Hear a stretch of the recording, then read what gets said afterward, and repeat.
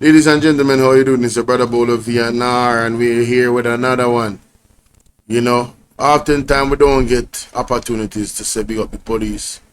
We're seeing this one, more obviously big up the police. You know, and we also want to talk about an article from our spokesperson, two of our spokesperson, Denise Daly, and also, you know, Mr. Julian Robinson, right? Among the situation with Mr. Buchanan, also a young man that needs some help, you know, urgent, health-wise. That and more on this one, ladies and gentlemen, all right? And of course, before I begin, I just want to say condolences to the family of the judge that lost her life. Also, I am pleading from this platform that there needs to be some deeper investigation in regards to that case. Personally, my heart does not settle with them just thinking it's a suicide. I think they need to really look into that case even more. Something does not sound very right. All right, so condolences to the family. Very unfortunate with the judge. You know, very unfortunate. So yeah, let's get to the video. All right, let me share my screen. All right, let's go. So, more obviously big up to the police. Them take a look at this, ladies and gentlemen. It says police continue search for missing schoolboy. You know, on this platform, I've talked about many times how many of our children are missing, and I feel like, you know, the system doesn't do enough.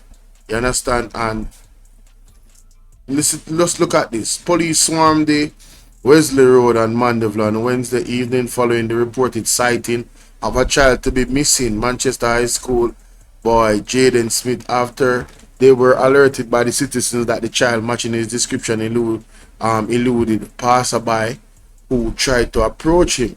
You understand?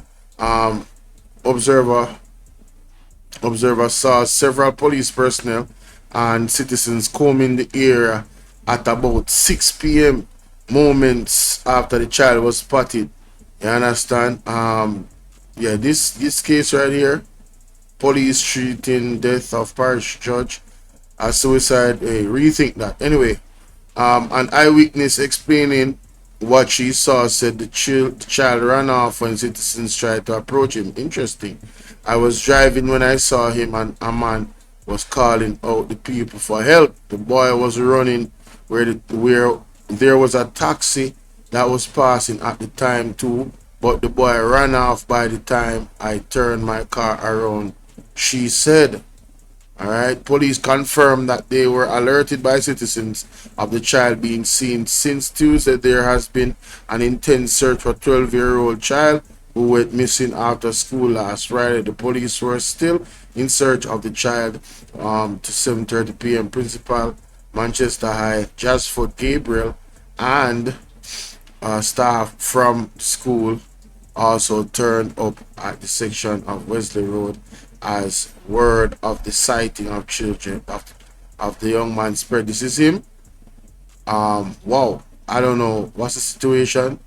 Let's pray that he is home with his parents ASAP. All right, now, oh sorry, let me play this. Definitely gotta play this.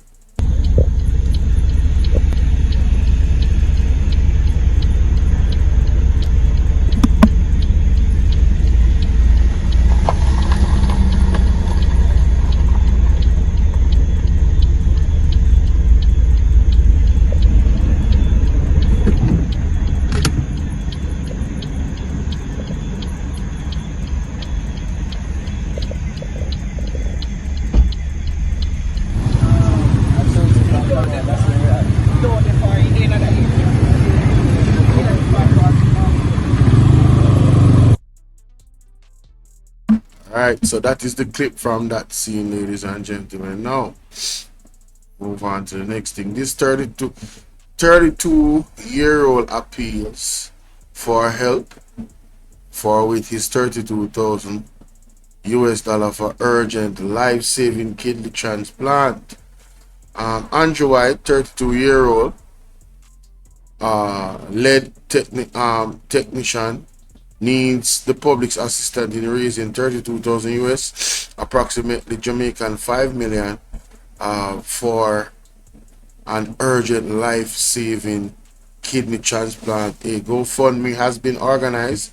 The Mitchelltown Clarendon native who lives alone is currently only able to work once or twice a week because of his symptoms, that paired with 2 weeks dialysis treatment totaling 120,000 per month has put a financial strain on him. Normally, when I could go to work every day, I can only go like a day or two, and then that's it, he told the Observer Online, noting that it had been one of his easier days. The thing is, I work to pay myself, you know. The entertainment sector is like, not every day there is something going on.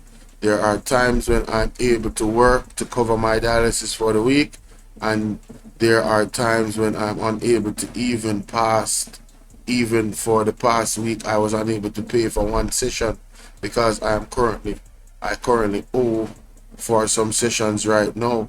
Work wasn't as it should have been, so I do find challenges right here.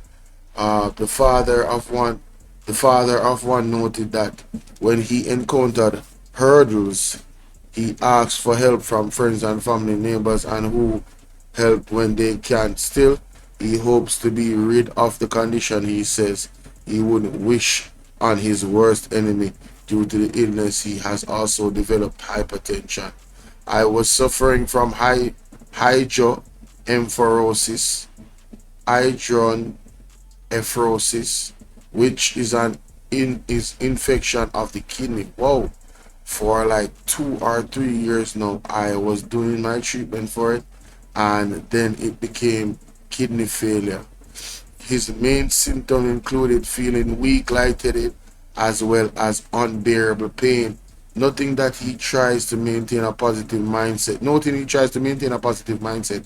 White is encouraging everyone to take control of their health. Based on my experience, the thing I would want to encourage others to do is to focus on their health, pay keen attention to their diet, and drink a lot of water, because that is very important. Most of all, it's also expensive, so I would want everyone to pay keen attention to their health and get some regular checkups. He said. Those who wish to donate, the GoFundMe right here, ladies and gentlemen, please take a screenshot of that in 2, 3, 4, 5, 1. You can always go back. All right, so help out the Virgins in.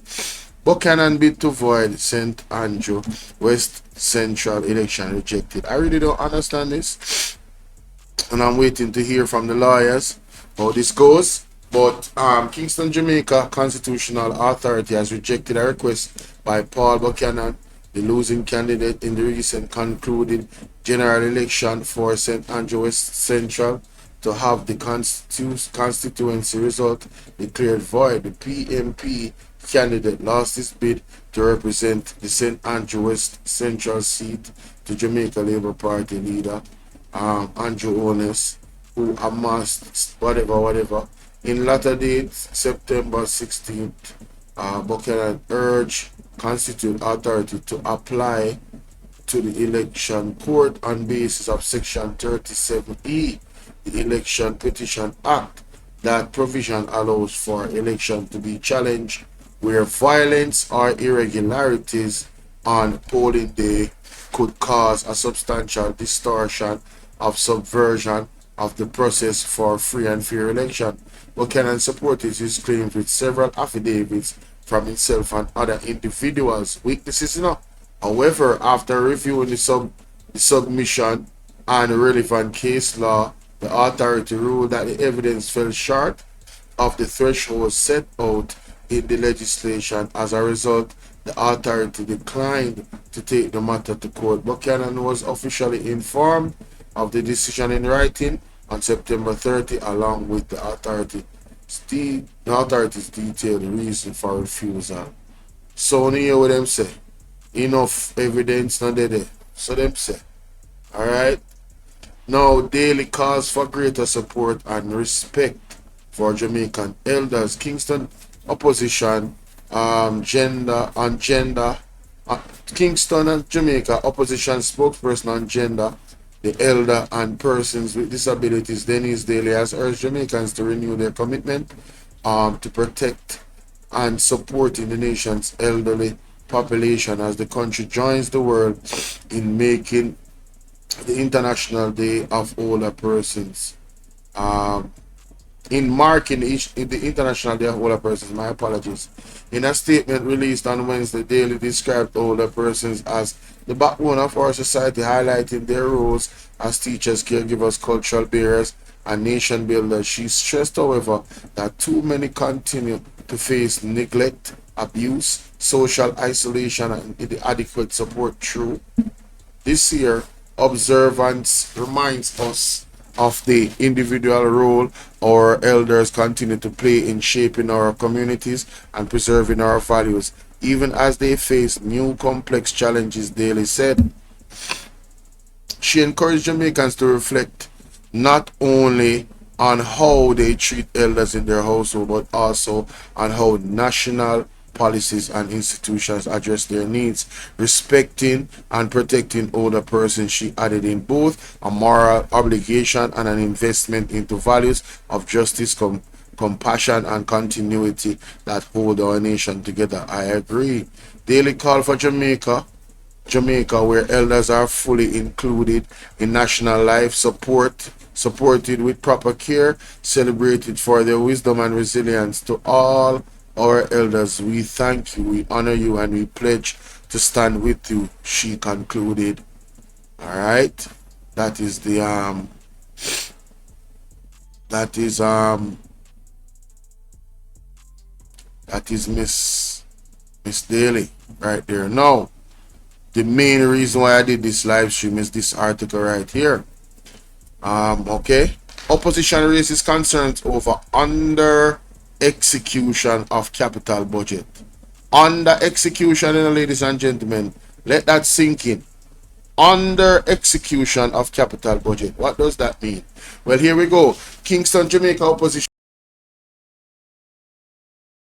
concern about what he describes as a consistent pattern of under execution in Jamaica's capital budget. Robinson remarks follow a release from the Independent Fiscal Commission IFC, which reported that only 20.1 billion was spent in the first quarter of the fiscal year FY 25-26 compared to a budgeted 40.5 billion.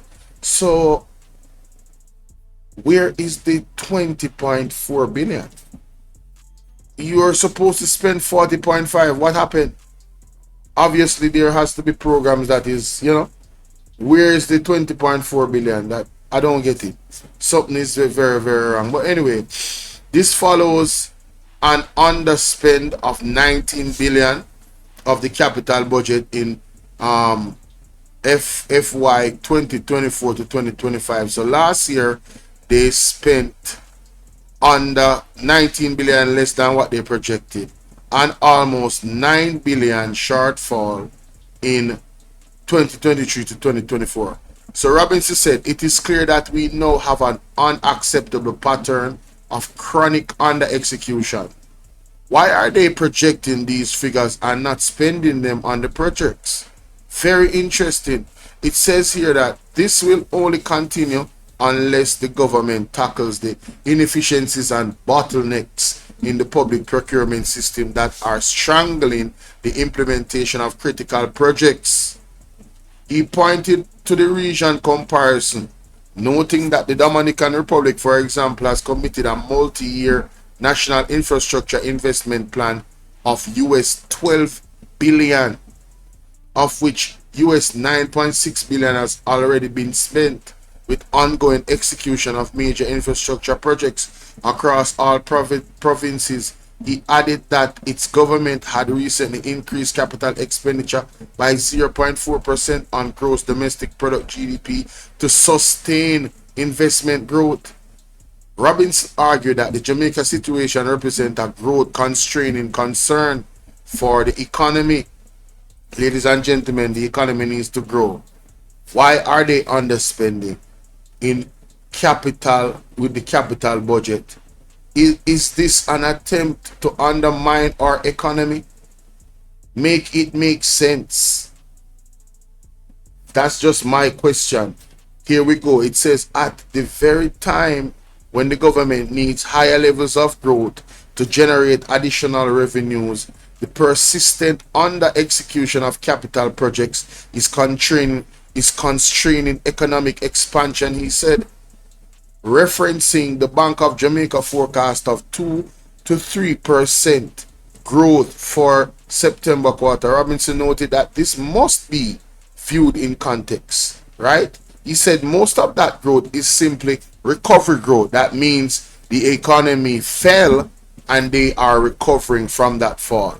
He said, right? It reflects the fact that the economy contracted in the same quarter last year due to impact of Hurricane Beryl. The real question is, what are we doing to ensure sustainable long-term growth beyond these temporary rebounds? Robinson emphasized the urgency on the matter, stating, without decisive actions to reform procurement, accelerate project execution, and create the conditions for higher sustained growth, the country will continue to face weaker than projected revenues and under-delivered promises to the Jamaican people. Ladies and gentlemen, this is something for us to pay attention to. Anytime you see the shadow spokesperson, Mr. Julian Robinson, come out, he does not come out to talk foolishness or propaganda or scandal or none of that. He's a very, very serious guy. And I'm very, very serious about the business of Jamaica. And I really wanted to bring that to you guys' attention. I mean, what do you guys think? Why are they under, executing on these capital projects? Why? What's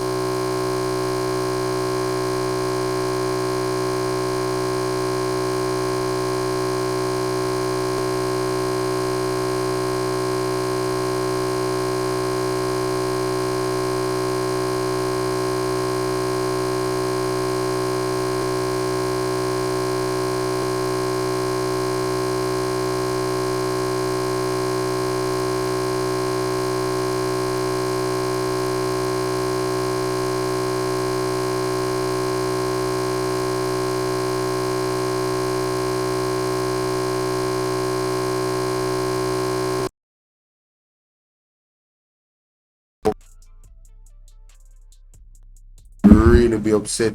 Hold on. Let me know.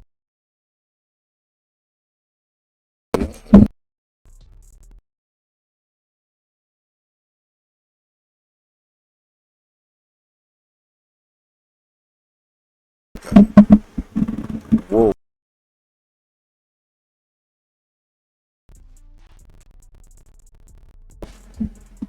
Watch out. What? Damn, son.